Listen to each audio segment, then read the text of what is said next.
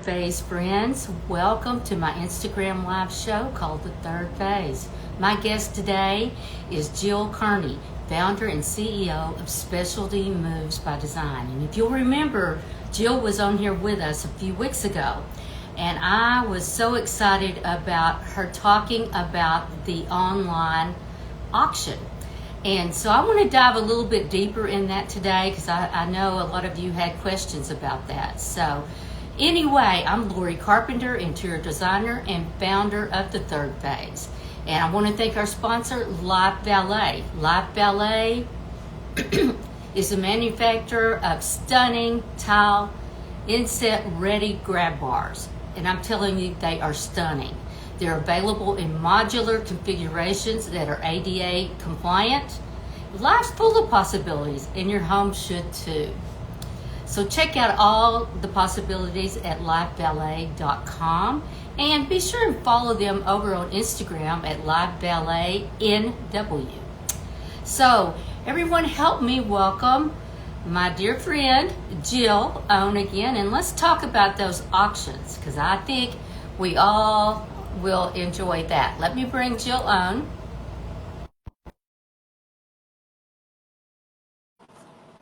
Takes just a few minutes, so Jill, you just be sure and let me know when you are here.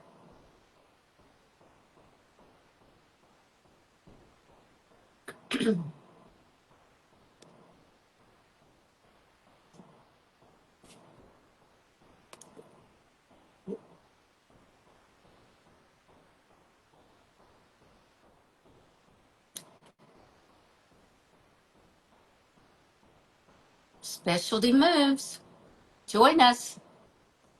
Something's happening. It's giving me a decline. Let me see if I can do her personal.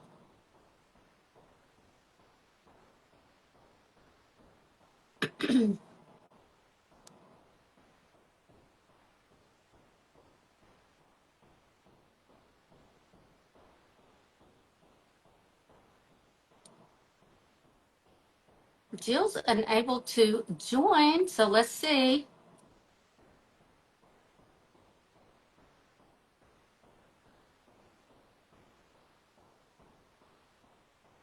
Well, Jill, it keeps telling me that you have declined. Let me try again.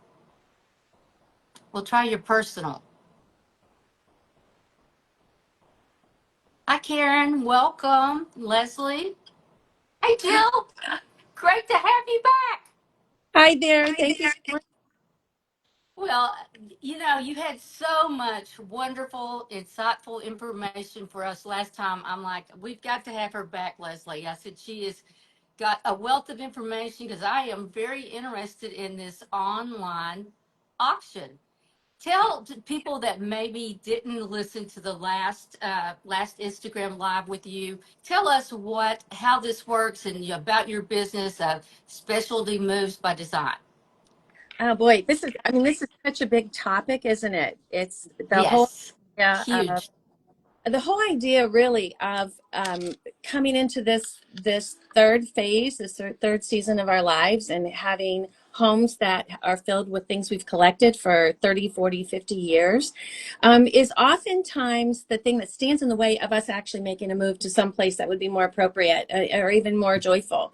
And so Yes. I do love the idea of talking about the stuff and our connection to it, and then trying to figure out what our options are. And much as we love this online auction, it's not for everybody. It's not for every situation.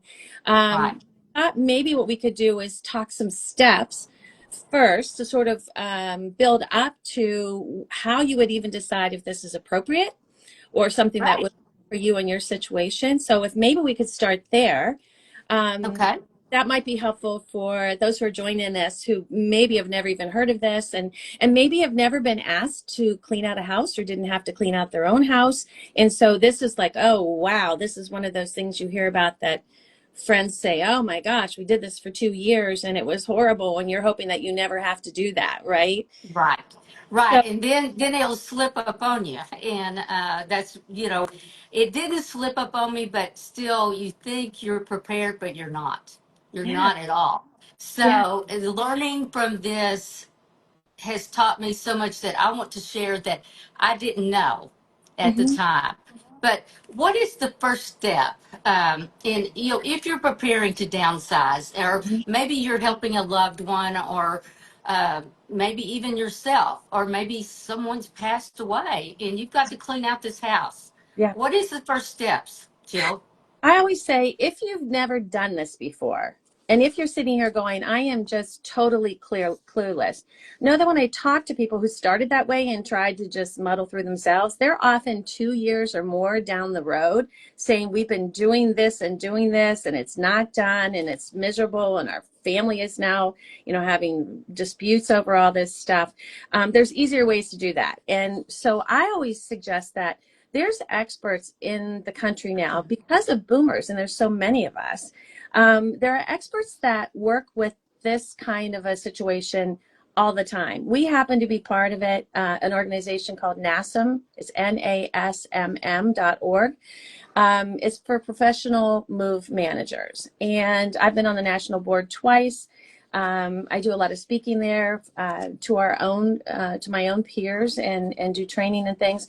But these folks are responsible for helping folks to move, Mm-hmm. usually to downsize and retirement, which is a whole lot easier than just if you're moving to a bigger house and you call a mover and say, load it all up, and if it doesn't fit, we fill the garage or the attic or a basement or something, right? It's different when you have to downsize because you're only going to take maybe 30 or 40% of it, and the movers don't help you figure that out. So senior move managers, that a lot of them are called senior move managers or specialty move managers. They will help you manage everything from what's going to fit to what to do with what's left over, to managing the pack, to doing a full unpack, usually in a day, and then to actually execute a process for finding homes for this stuff that's left over. I do like to say that some folks will say, wow, why would I pay for that? Because I could physically clean out a house, But I mean, if we're really honest, most of us today, many of us today, have people that are managing our money.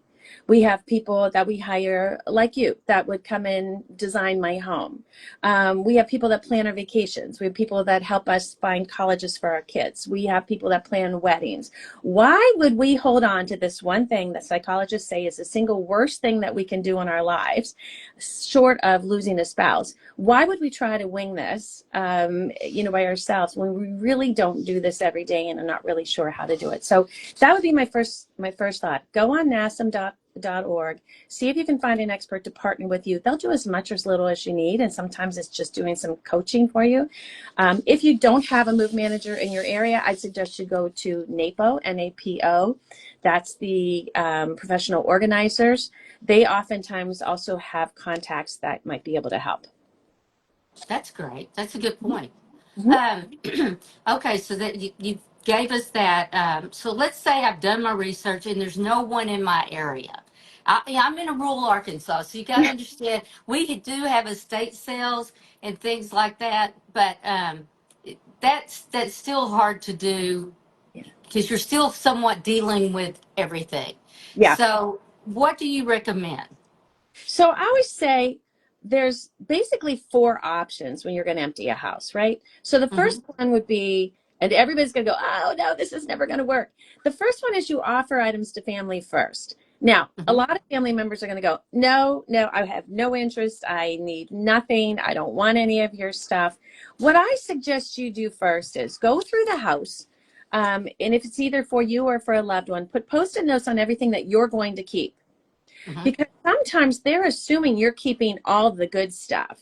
And they might be surprised if they come over and say, oh, wait a second, you're not taking this painting, or you're not taking this lamp, or, oh my mm-hmm, gosh, you're not taking this chair. I've always loved this chair. No, and you say, you know what? Anything that's here that you love is yours. If you could, mm-hmm. but you have to get it out of here, right? Yeah. Then set a deadline and say, that's it. Mm-hmm. Now, you may not have family. You may not have anybody nearby who can actually, afford to come and get it and ship it somewhere. In which case, I'd say the next step is to start to go through. And the one thing that you can't always have somebody else do for you is to pull out the trash. Now, I don't mean everything that you think isn't valuable. I mean things like old mail. I mean, 40 years of canceled checks, old tax returns, Yeah. uh, old magazines that are all ratty. And by the way, even though we love National Geographic and they came in those beautiful boxes that you could use to store, they were worth nothing because they printed millions of those and everybody kept them in those like nice boxes. So things like that need to go to recycle. Yeah. Other things would be things like expired food. You don't think about these things. Oh my gosh, you're going to go through the kitchen cabinets. Expired foods cannot be sold at auction. No, and I went to clean out my mother's, and I actually pulled out a can that had been in there so long it was empty. I guess it just disintegrated. Isn't that It funny? was just light, Oh, I'm like, oh my. yeah, you can find, I mean, if you do it kind of as a, as an adventure, it can be fun. It's just, it can be a huge labor job if it's too much. And then last things like, dried up pens, office supplies, outdated medications. Make sure Yeah, medication's not there. Toiletries. Most auctions, you can't sell alcohol. Most governments don't want you to be selling alcohol at an auction, things like that. Firearms. Ammunition, things like that, usually cannot be put in an online auction. And so that would have to go to a specialty dealer or something. So once you have the stuff that's really the junk out of there, hmm, then you need to figure out what's saleable. How do we know what that is? I have no clue because I don't go to auctions and I've been in downsizing mode for 4 years myself. And so I turned to our liquidation specialist and said, can you come over and tell me, do I have anything here that is worth selling or do I just start hauling it away? So she looked and she said, well, you do, but you don't have a lot. I mean, I had already gotten rid of the lawnmower and the snow blower and things like that. right. Uh, Probably don't have snow blowers in Arkansas, but uh, We don't need those here in Arkansas. so Occasionally. yeah, I didn't have any major draws. She didn't think, but I said, well, what's my option? And she said, well, the fourth option is you can either donate it or have a hauler come and haul it away. So I had an estimate from our hauler because she said, you'll probably just break even. And I thought, okay. And I called the hauler and he said, well, yeah, I could empty the rest of what you're not taking. And it cost about $2,200. And I didn't have a lot. I'd already downsized once before. And I thought, whoa, I'm just going to write a check for $2,200 for stuff to go probably Yeah, I would have been out. like you. Yeah.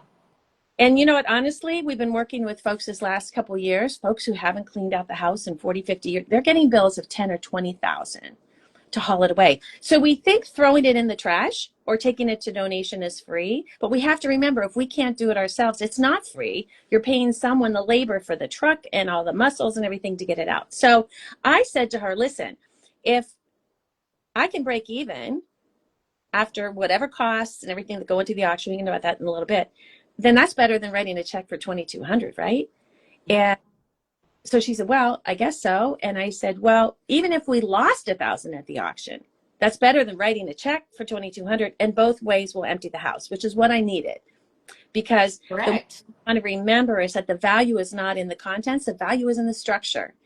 And so you're going to get the money from the sale of the house. Getting the stuff out of the house is just a means to get there. So we always say that you want to make sure that you're focused on the real estate, not on the stuff inside. And too many people, will miss a $2,000 or $5,000 or $10,000 auction payment and pass up the fact that they could have gotten 250,000 or 400,000 or more for the house that they Right. didn't do, and they're still paying expenses as you go. So let's talk about, I think what might be helpful is what kind of things do sell, Yeah. because that's what people usually go, okay, now there may be folks now listening going, okay, now maybe, I don't know, now do I do this or not do this? Right. I decided if I could, I was moving anyway. Hmm. If I could move and not pay anything to empty the house, that was a bonus to me. If I made Right. some money, extra bonus, right? Yeah. So I talked to her, I said, what sells? So I did a Google search because isn't that how we find things out? Mhm. Yeah, absolutely. Yeah, so today, the high value or collectible types of items that sell really well on auction are things like rare coins and stamps, vintage toys. So if you've been keeping those toys for your kids or grandkids for 30 or 40 years, You think Beanie Babies would? Beanie Babies are sold again, believe it or not. I read an article recently. They are actually, some of them are hot again, which is crazy, right? You're right. But yeah, but vintage toys, even I had the little Fisher Price, the little puppy dog that you'd pull and it waddled. Yeah. Uh, those kinds of things people want now. And Uh-huh. things like watches, antique jewelry. sometimes clocks, sports memorabilia, anything that may have been signed by a celebrity. And a lot of people may be going, I don't have any of this. Artwork. You may have some artwork. Maybe it's a local artist, but if you're doing a local auction, that might actually be more valuable in your area than somewhere else. If you happen to have a vintage car in your garage, and we have actually had clients, some who had passed and some who moved into a higher level of care, who had an old car in the garage, and the kids were like, can we haul this thing away? And I'm like, no, we're not going to haul this thing away. We're going to sell it. And it's amazing what people will buy. It is, because sometimes they just need the parts. They need the parts. Right. Right, Right. right, right. Or, you know what, people, I mean, wouldn't you think that people are going to buy a classic car based on emotion? They don't need that car, right? They love that car. And they're going to imagine what that car is going to look like after they put in, they don't know how much money. Their spouse is probably saying 30,000, but you know, they're thinking, oh, I'm just going to do it myself, so it's free. Things like musical instruments, rare books, comics books, even. Sometimes comic books are good. And then there's just some of the practical things. Most furniture, let me give the reality check. Most furniture, you'll be lucky if they pay you $25 to take it away. But it's better if you're having to pay someone, right? Right. So mid-century modern, though, in most parts of the country, I don't know, in Arkansas, I know at least in the Northeast, that is so hot. If you've got something that's, 40, 50 years old and it's mid-century, that stuff is going like hotcakes. And things like crazy, I never thought of this, but smartphones, laptops, iPads, and the accessories that go with those things, and the online games and things that the kids have.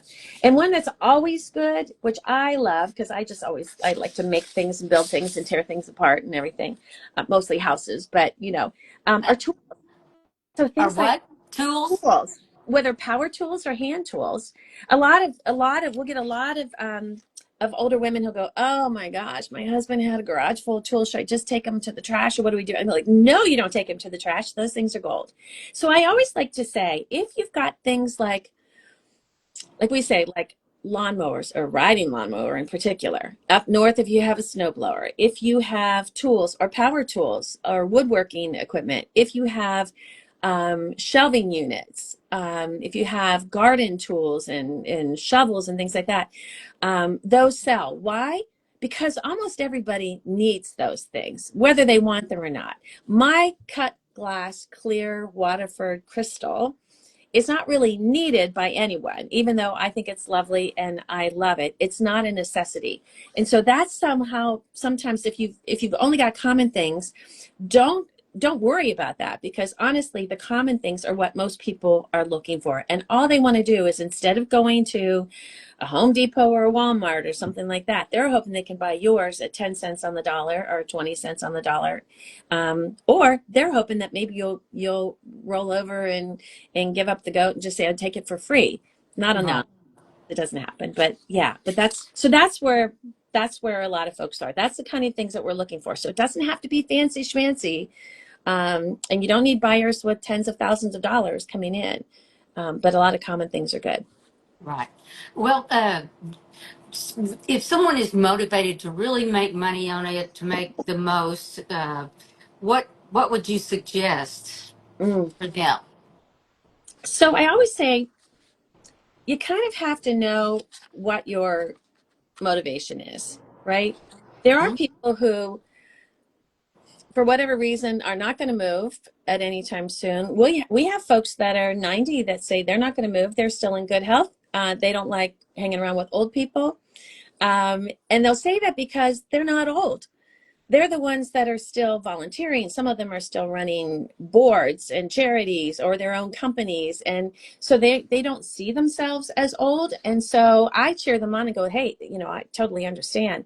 But some of them have got time and they say, you know what, I'm not in a rush. So I'd be fine to take my time. Okay, if you want to take your time, that's fine. But for a lot of the folks that we're working with, and maybe for you, like with your mom, your mom moves and then you've got a house to take care of. A lot of families are in a time crunch here, because that house is costing you money every month that you keep it. And you've now got oftentimes a monthly bill of anywhere from five to $10,000, $15,000 a month for personal care or skilled care. You need that house to turn over because you've got bills to pay on the other side as well. So Right. I try to say if it would help if you can figure out the person's why and then Hmm. play to that. I know, for some folks too, that they say, I would say that the biggest impediment nationwide to people downsizing and moving is the stuff. Hmm. It's not they can't afford where they're going. They know where they want to go. They've already planned it forever. And they don't even today, which I think years ago when apartments were really tiny, people were afraid they couldn't take anything. Now, a lot of the places they can move to are big. We move people into 4,000 square foot cottages with 2,000 square foot walkout basements. And Wow. I'll say, I'm not really sure you're totally downsizing, but that said, they can take pretty much what they want. What the issue is still, even though they know it's not valuable, nobody wants their stuff to go in the dumpster.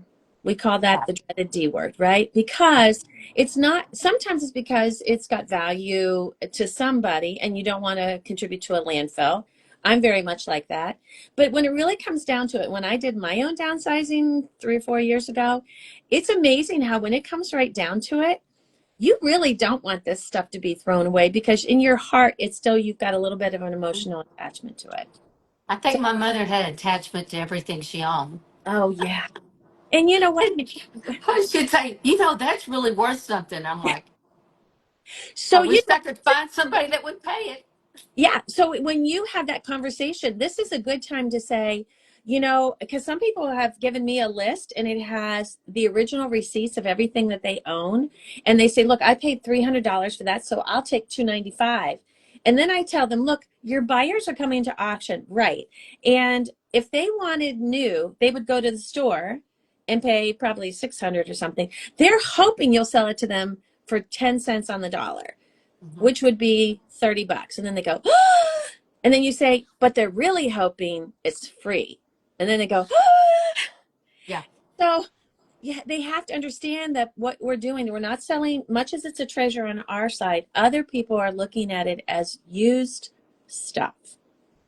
That's a hard word to hear. Those are hard words It to hear. is. It is. But that's when you have to say people pay at best, for most cases, sometimes more, but at best, usually 10 cents on the dollar for used stuff.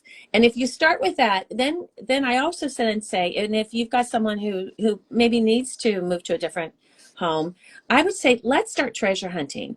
This is my approach. I know Marie Kondo talks about, that God bless her, she's made hundreds of millions of dollars more than I have. Telling everybody, you pick up each item and decide, does it have, do you love it and does it bring you joy? And if it does, you keep it. If not, you pass it on. I tell people, I said, listen, for us and boomers and beyond, if we do that, we'll die before we touch it all. So what's the better way? I tell people to go treasure hunt, to take Post-it notes and go through your house and put the Post-it notes in. Take 15 or 20 minutes. And they're like, oh, you can't. Yes, take 15 or 20 minutes. If someone was coming and their house was going to be torn down in 2 weeks, what do you want to have come out of that house before you leave? What are your favorite things it has to fit on one truck? And then you start to see the people, when they actually have to look at it, don't love everything. They just don't want it to go in a dumpster. So Right. the next thing you can do too is to say, look, somebody out there desperately needs your things. There's families whose houses have just burned down and they've lost everything. There's women who had to flee during the night with their children because her home wasn't safe. She has nothing. What if she could have what you Right. have? Would that be me? And sometimes that's all it takes is for people to find that out, to say, okay, you know what? Well, if it was someone like that, then I'd be happy to let it go. Yes. So yeah. Someone has posted on here is is this why you would want to buy genuine antiques? Are you seeing that the resale on antiques are still very good? You know what? It depends on the part of the country you're in. Right. Honestly, what city you're in. We're an hour away from mainline Philadelphia. Mainline Philadelphia has these gorgeous old homes that are filled with antiques. They can sell those things all the time. We're more in a small city with a lot of country around us. A lot of those aren't going to sell as much. So it just kind Right. of depends on your market. I think though, we find that an online auction, 95% of the contents of the house is sold. It's a That's crazy wonderful. It's crazy amazing. Maybe we should talk about that process because I know that we're gonna run out of time before two. Yeah. Let's talk about that. So when you've got just a few items, I would say something like Facebook Marketplace, put a couple items up. You put a Right. price up as long as you don't mind someone coming to your house. You can put things on eBay. That's fine. People bid on that online too. But at the end, you have to ship it, which means you Yeah. still It call has every. to be something you can ship. Exactly. Local auction houses can be very good. I don't ever discount the experts that are local, but today the cost to trash things that don't sell is so high. They're only going to take the things they know they can sell, and sometimes that's the top things in your auction. Then you're left then with a 3,000 square foot yard sale, which is what you don't want. You need to hold on to a few things. Estate sales you talked about, that's where people come through the house. Sometimes things go missing. Some companies are excellent at doing this. I know one in Philadelphia that's fabulous. But a lot of folks are, it's kind of loosey goosey. They're picking up cash. There's not a good paper trail. You don't know what happened with things. So then we come down to the online auction. So how do we do it? Ours starts with an in-person visit from our liquidation specialist, who will come out and assess what you have, what your time frame is, how quickly you need to get out of this house, and what kind of things do you have, and are they saleable? Hmm. And so at an auction, and then do you have enough? Because there's basic costs to run an auction. So if you've only got a few things, she's going to say it doesn't make sense to pay those fees for those things, something like a Facebook Marketplace, or sometimes just donation is better. Donate it all and take a tax write-off. But if she says, yes, this looks like a good option, she will put a whole breakdown of all the steps that have to be done with a price next to it and the amount of time it would take so that you know before you even start what the upfront costs are going to be. We just bill for her time and her team's time. The platform that you use, and there's a number of them out there. We happen to use the one called Max Sold.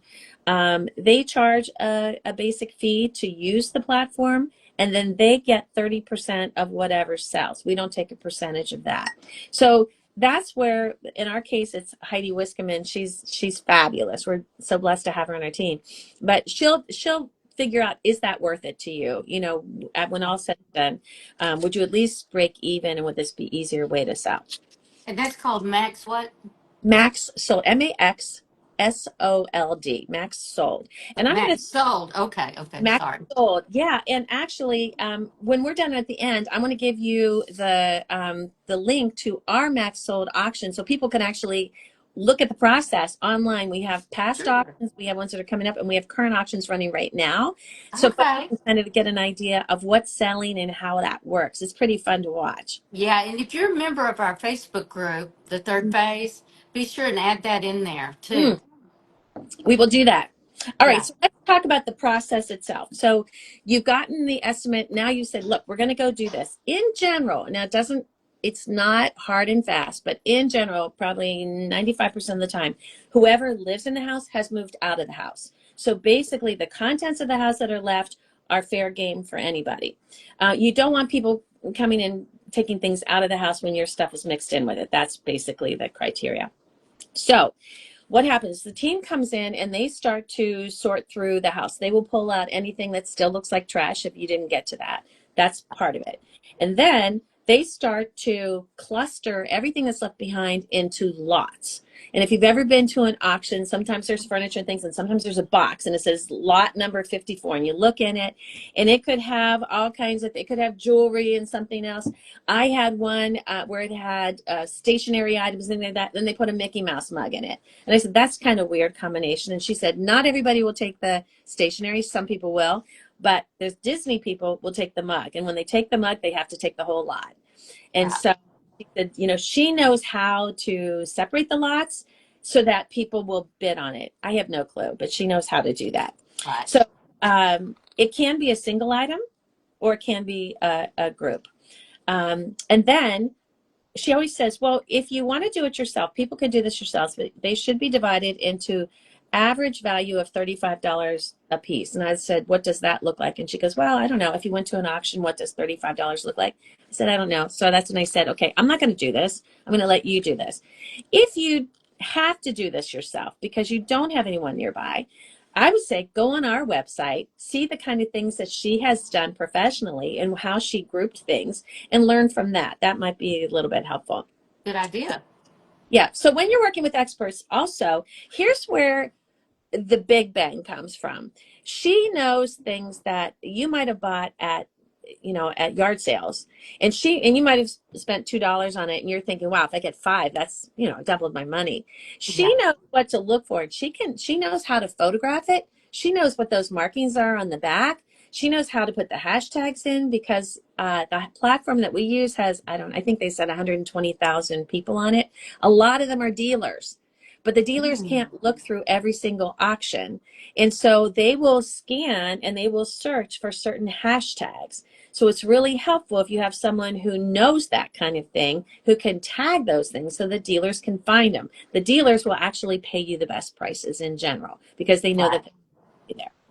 They Um, know what it is. they know what it is. That's right. Exactly. You paid $2 and they're sitting here going, someone else is going to pay 2,000 when I tell them what it is. So um, then what happens is it all gets photographed. The hashtags are on. It gets loaded onto the platform. But before it goes live, you are given a link to it so that you can go through, the sellers can go through and look at everything that's on there and make sure that, yes, you want to sell everything.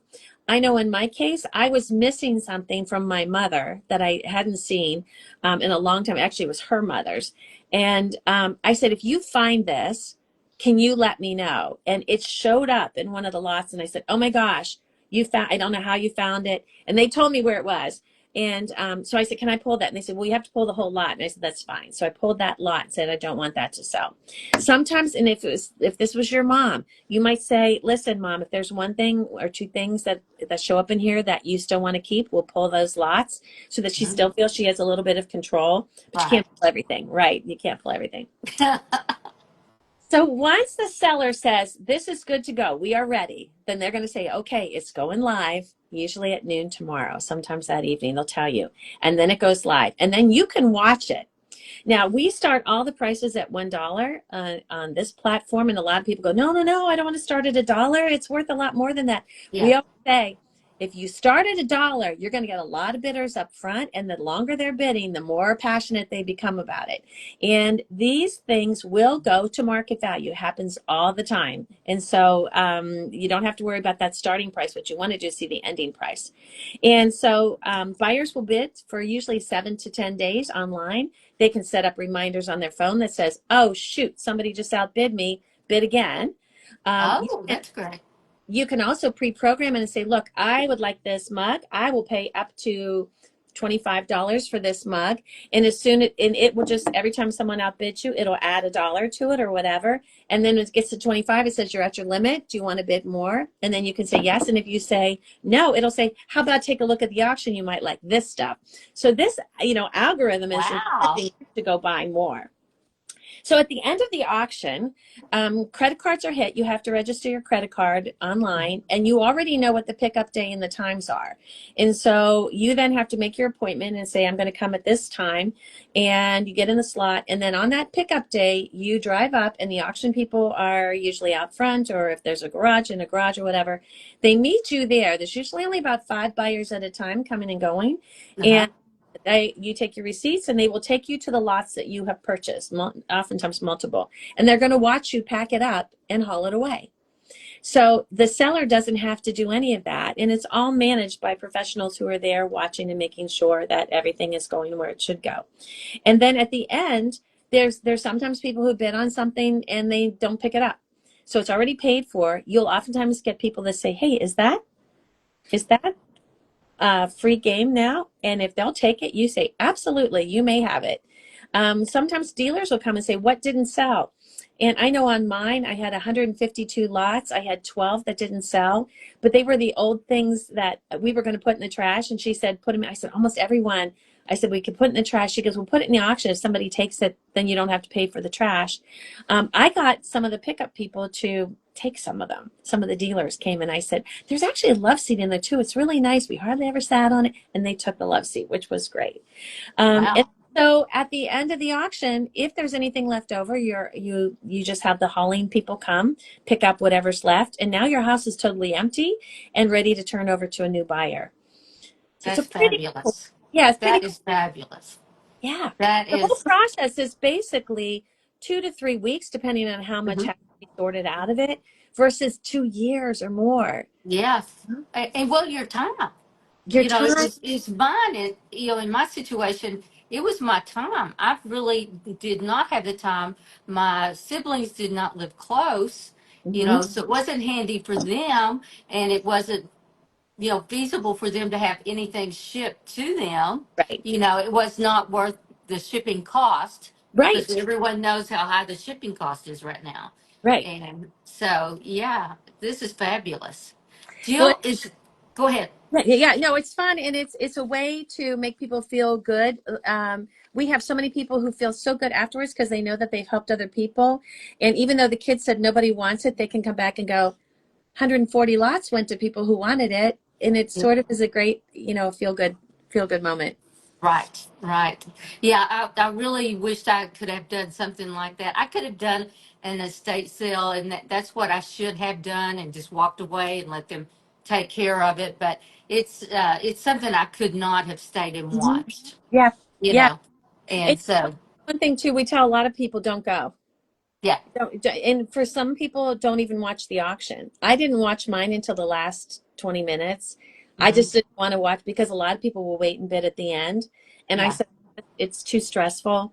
But we found that if you're moving yourself in to another place, or if you're moving a loved one to a higher Hmm. level of care, once you've moved, most of us look at the house now, it's all torn up.